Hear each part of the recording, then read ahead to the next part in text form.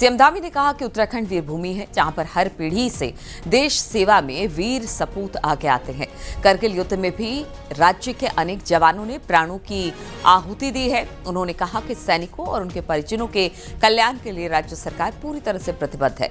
वहीं सरकार की ओर से परमवीर चक्र विजेताओं की अनुदान राशि अब 1.5 करोड़ कर दी गई है। अभी तक राज्य सरकार परमवीर चक्र विजेताओं को 50 लाख का अनुदान देती है। इसके अलावा इन्हें वार्षिक अनुदान राशि के रूप में 3 लाख रुपए मिलते रहेंगे।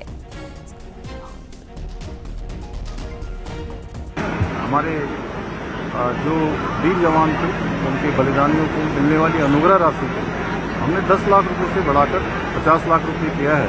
इसी प्रकार परमवीर चक्र विजेताओं को 50 लाख रुपए से बढ़ाकर 1.5 करोड़ रुपया करने का भी हमने ये घोषणा की थी और उसका अब शासनादेश कर दिया है। इसी प्रकार आज जगह जगह पर हमारे सैनिक विश्राम गृह हैं, ACHS के केंद्र हैं, सैनिकों के कल्याण के लिए अनेक प्रकार के कार्यक्रम हम चला रहे हैं।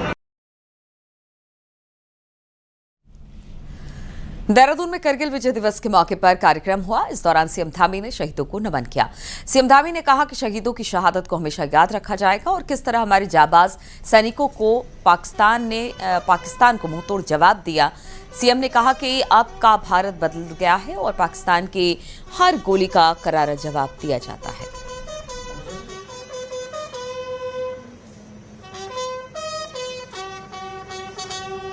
दुश्मन की गोली आती थी या हमारे कोई सैनिक बलिदान हो जाते थे तो यहां से पूछना पड़ता था कि इस गोली का जवाब देना है कि नहीं देना है।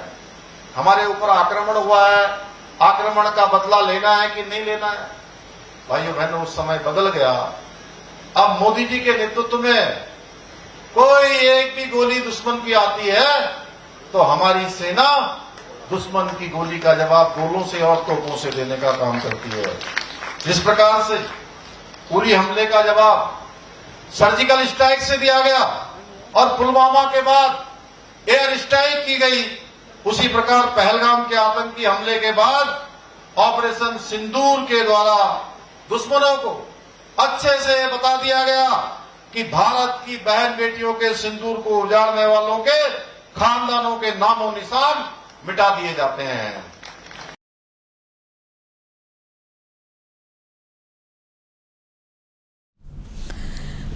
देहरादून के शहीद स्थल पर विजय दिवस की 26वीं वर्षगांठ पर श्रद्धांजलि समारोह का आयोजन किया गया। कार्यक्रम में राज्यपाल गुरमीत सिंह ने शहीद परिवारों को सम्मानित कर करगिल युद्ध के शौर्य गाथा को याद किया।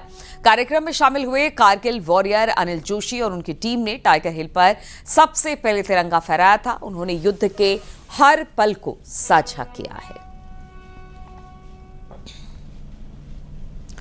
हर एक भारतीय, हर एक उत्तराखंडी को आज के दिन की हार्दिक बधाई देना चाहता हूं। जो 527 हमारे योद्धा थे जिन्होंने सुप्रीम सेक्रीफाइस किया, उसमें उत्तराखंड के 75 योद्धा थे। इसके अंदर में 265 अवार्ड्स दिए गए, जिसके अंदर में 4 परमवीर चक्र, 9 महावीर चक्र और 55 वीर चक्र थे। याद तो हमें ताजा ही है, याद तो कभी वो नहीं होगी, बासी नहीं होगी, ताजा ही रहेगी। याद तो उसी दिन होगी जिस दिन हम, परेशानी तो है ही, पर ये है कि वो बेचारे हमें याद करते हैं, बुलाते हैं, सामान देते हैं, यही हमें बहुत है। सही टाइम पर हमें आदेश दिए गए। उन आदेशों में जो सैनिक बेताब थे, उन्होंने माइनफील्ड के अंदर उन पहाड़ियों पर 15,000 16,000 की जो फीट की पहाड़ियाँ थी उन पर चढ़े और स्पर्स के ऊपर उन्होंने कई जगह माइंस थी, ब्लाइंड बॉम्ब पड़े हुए थे और ये कार्रवाई रात को ही की गई। करगिल विजय दिवस के मौके पर अल्मोड़ा के कैंट स्थित शहीद स्मारक में शहीदों को श्रद्धांजलि दी गई और इसके साथ ही शहीदों की वीरांगनाओं को सम्मानित भी किया गया। अल्मोड़ा जिले के 7 जाबाजों के शहादत कारगिल युद्ध में हुई थी। कैंट में प्रशासनिक अधिकारियों के साथ साथ जनप्रतिनिधि और पूर्व सैनिकों ने शहीदों को नमन किया। वहीं चमोली में भी मां भारती और वीर सपूतों को श्रद्धांजलि दी गई। उन्होंने कारगिल युद्ध में अपने प्राण न्यौछावर कर दिए थे। इसके साथ बागेश्वर में भी शहीदों की शहादत को नमन किया गया।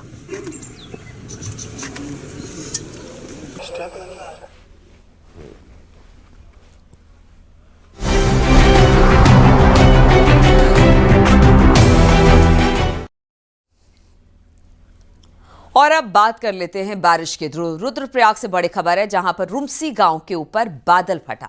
बादल फटने से कई घरों को नुकसान पहुंचा, कई घरों में मलबा भर गया और इसके साथ ही कई गाड़ियां मलबे में दब गई। चारों तरफ सिर्फ मलबा ही मलबा दिखाई दे रहा था और गांव के लोग खौफ में थे। ये तस्वीरें दिखा रहे हैं किस तरह से बादल फटा और उसके बाद गांव में मलबा, यही घर के चारों तरफ दिखाई दिया। बताया जाता है कि कई घरों को थोड़ा नुकसान भी पहुंचा है, कई गाड़ियां जो हैं वो उस मलबे में समा गई हैं। हालांकि बाद में राहत बचाव कार्य की टीम वहां पर पहुंची और मलबे को हटाया गया।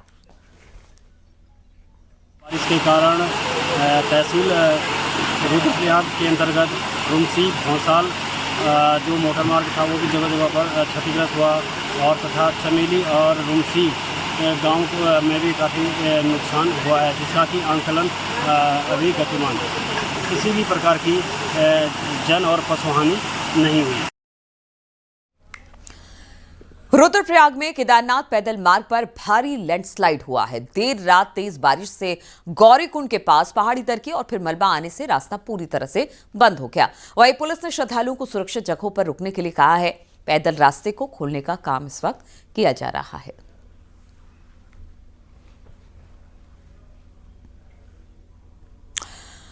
और जोशीमठ से आगे विष्णुप्रयाग के पास अलकनंदा नदी का जलस्तर बढ़ने से विष्णुप्रयाग मंदिर के आसपास का जो इलाका है वहां पर भारी भूस्खलन हुआ है। इसमें कुछ दुकानों को खतरा बना है। वहीं मंदिर को जोड़ने वाले रास्ते के क्षतिग्रस्त होने की संभावना भी अब बढ़ गई है। स्थानीय लोगों का कहना है कि अचानक नदियों का जलस्तर बढ़ने से तेजी के साथ कटाव शुरू हो चुका है। अभी अचानक टूट गया, पूरा पानी आ गया। पानी के कारण जो पूरी मिट्टी बह गई है और कहीं भी खतरा हो सकता है पूरा। बागेश्वर के मोहन नगर तुनेड़ा रोड पर चीड़ का एक विशाल पेड़ गिर गया और इसकी वजह से गाड़ियों की आवाजाही पूरी तरह से बंद हो गई। सड़क के दोनों ओर गाड़ियों की लंबी लंबी कतारें लग गई। वहीं सूचना पर पहुंची प्रशासन की टीम ने पेड़ को रास्ते से हटाया। 1.5 घंटे बाद ट्रैफिक एक बार फिर से शुरू हो पाया।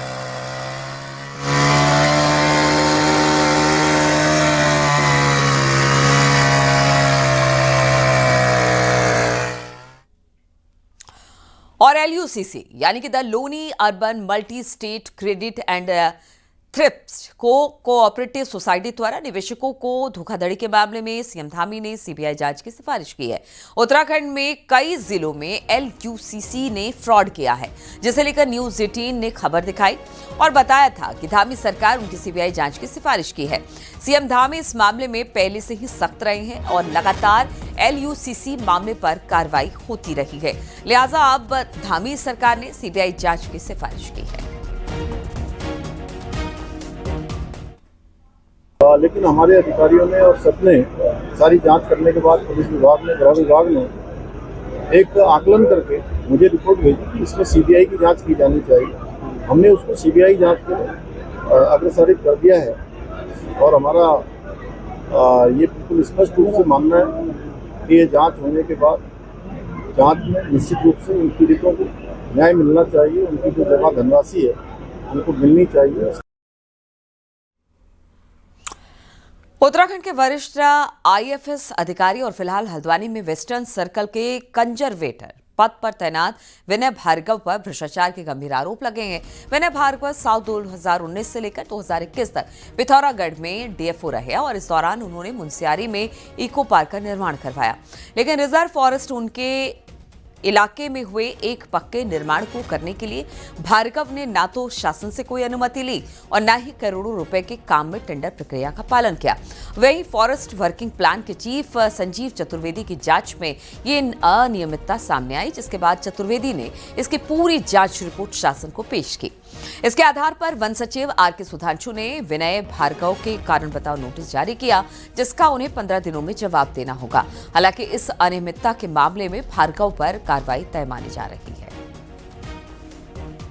वन विभाग से भ्रष्टाचार का एक बहुत ही गंभीर मामला सामने आया है। यहां वरिष्ठ IFS अधिकारी विनय भार्गव पर भ्रष्टाचार के आरोप लगे हैं। इस समय मैं डॉक्टर विनय भार्गव के दफ्तर के ठीक बाहर पर मौजूद हूं। ये दफ्तर इनका हल्द्वानी में है और विनय भार्गव प्रेजेंट में जो है वो वेस्टर्न सर्कल के कंजर्वेटर पद पर तैनात हैं। हालांकि वो इस समय अभी दफ्तर में मौजूद नहीं है। न्यूज़ 18 की टीम उनसे इन आरोपों पर जवाब के लिए पहुंची थी। हालांकि उन्हें ये जवाब जो है वो शासन को देना है, क्योंकि जो वन सचिव हैं, जो फॉरेस्ट के सचिव हैं आर.के. सुधांशु, उन्होंने उनको सो कॉज नोटिस जारी किया है। ये आरोप उन पर है कि उन्होंने साल 2019 में पिथौरागढ़ में डीएफओ रहने के दौरान मुनस्यारी में एक इको पार्क तैयार किया और इस इको पार्क में तकरीबन 1.5 करोड़ से ज्यादा की लागत से कई तरीके के निर्माण कार्य किए गए, क्योंकि यह इको पार्क एक तरीके से जो फॉरेस्ट का रिजर्व एरिया था वहां पर बनाया गया और इस रिजर्व एरिया में पक्के कंस्ट्रक्शन कर दिए गए, जिसमें कई सारे हट, डोरमेट्री के अलावा ग्रोथ सेंटर और फॉरेस्ट का प्रोडक्शन सेंटर भी बनाया गया। लेकिन इस सब के लिए विनय भार्गव ने सारे नियमों को ताक पर रख दिया और जब इसकी जांच शुरू की आईएफएस संजीव चतुर्वेदी की तरफ से, तो ये सब चौंकाने वाले खुलासे आए हैं। तकरीबन 700 पेज की जांच रिपोर्ट इस पूरे मामले में तैयार की गई है और यह उस जांच रिपोर्ट में साफ हुआ है कि किस तरीके से बिना शासन की अनुमति और बिना टेंडर्स के करोड़ों के काम जो है वो डॉक्टर विनय भार्गव की तरफ से कर दिए गए। अब 15 दिन का समय डॉक्टर विनय भार्गव को दिया गया है शासन की तरफ से और उन्हें अपना जवाब पेश करना होगा। अगर वो 15 दिन के भीतर अपना जवाब पेश करते हैं तो अगर उसमें शासन संतुष्ट नहीं होता तो उनके खिलाफ कड़ी कार्रवाई अनुशासनात्मक हो सकती है। शैलेंद्र नेगी, न्यूज़ 18, हल्द्वानी।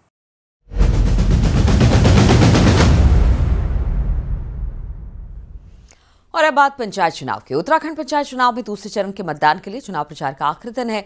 वहीं उम्मीदवार ने प्रचार में पूरी ताकत झोंक दी है। उम्मीदवार घर घर जाकर लोगों से वोट की अपील कर रहे हैं। 28 जुलाई को दूसरे चरण के लिए वोटिंग होनी है, जबकि 31 जुलाई को वोटों की गिनती होनी है। वहीं दूर दराज के इलाकों में आज पोलिंग पार्टियां भी रवाना होगी।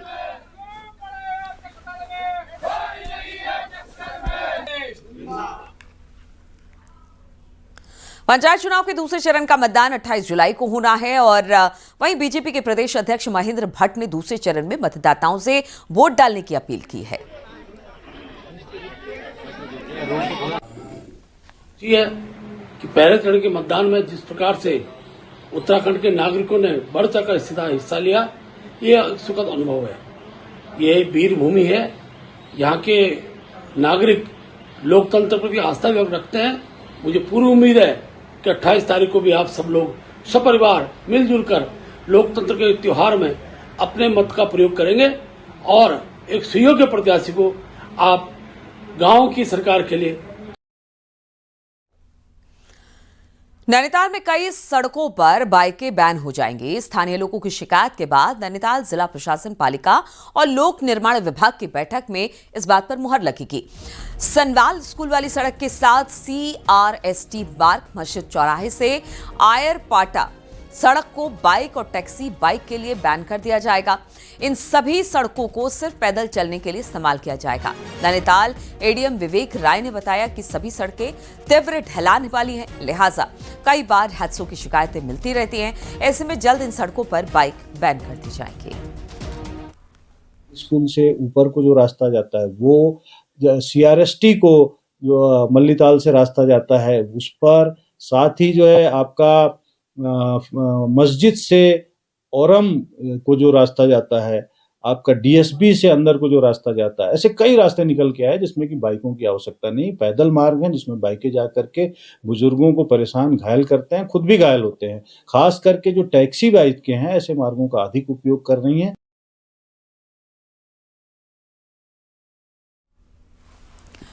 ग्लोबल वार्मिंग का असर भारत के ऊंचे इलाकों में तो साफ दिखा जा सकता है, लेकिन तिब्बत में मौजूद कैलाश पर्वत और मानसरोवर झील पर भी बदले मौसम का असर दिख रहा है। हालात ये है कि यहाँ कैलाश पर्वत से बर्फ नदारद है, वहीं मानसरोवर झील भी लगातार सिकुड़ रही है। देखिए जरा ये रिपोर्ट।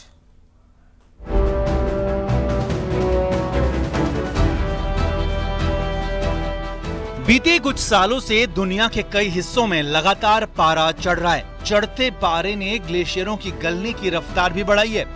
मौसम में आए इस बदलाव का असर अब कैलाश पर्वत और मानसरोवर झील पर भी साफ दिखाई दे रहा है। हालात ये कि 22,000 फीट की ऊंचाई पर मौजूद कैलाश पर्वत में इस बार बर्फ की सफेद चादर नहीं के बराबर है। कैलाश पर्वत के दक्षिणी हिस्से से तो बर्फ पूरी तरह नदारद है।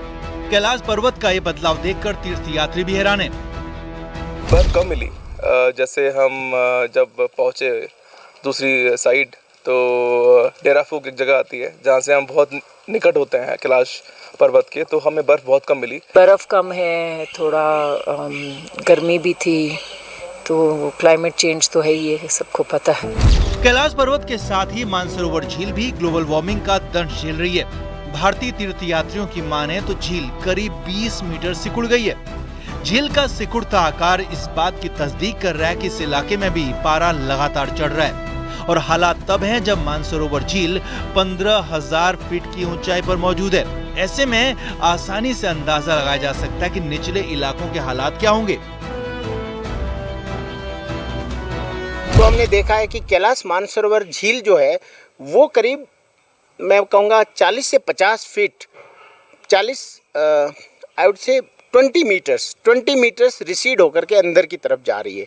तो उसका जो ओरिजिनल बेस था वो घटते नीचे जा रहा है। भारतीय क्षेत्र में मौजूद ओम पर्वत में भी बर्फ नहीं के बराबर है, जबकि बीते कुछ सालों तक ओम पर्वत हर समय बर्फ से पटा रहता था। असल में इस इलाके में चीन हो या फिर भारत, दोनों ही देश कई प्रोजेक्ट्स पर काम कर रहे हैं। सड़कों का जाल तो यहाँ बिछा ही है, साथ ही इंसानी दखल भी लगातार बढ़ रहा है। ऐसे में यहाँ का पर्यावरण साल दर साल बदल रहा है। न्यूज़ 18 के लिए किशन जोशी के साथ विजयवर्धन उप्रेती की रिपोर्ट।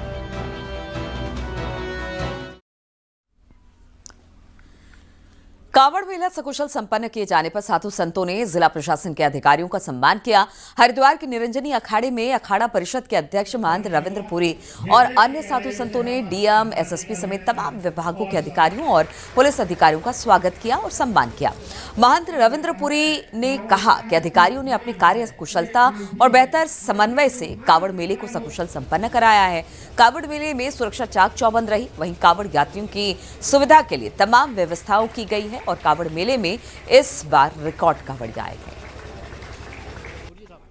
देखिए, आपने देखा होगा पूरा जो कावड़ का मेला है, जिला प्रशासन ने ऐसा कार्य किया है कि जो आज तक हो नहीं पाया। और हमारे अनुभवी डीएम साहब, हमारे अनुभवी एसएसपी साहब जो पहले भी पिछले कावड़ मेले में थे, जिन्होंने चप्पे चप्पे पे पूरी फोर्स लगाई हुई थी, और हमारे दोनों अधिकारी, चाहे वो डीएम साहब हो, एसएसपी साहब हो, दोनों खड़े होकर के पूरा मेला देख रहे थे। पुरी जी द्वारा अधिकारीगण, पुलिस फोर्स अधिकारियों का सम्मान किया गया और ये बहुत ही गौरव का क्षण है कि आप जब कोई कार्य करते हैं, किसी प्रयोजन से करते हैं, तो उसके बाद स्वयं संत समाज के द्वारा जब सम्मानित किया जाता है, तो इस धर्म नगरी में माँ गंगा की सेवा करते हुए ये अलग से एक मोटिवेशन भी रहता है।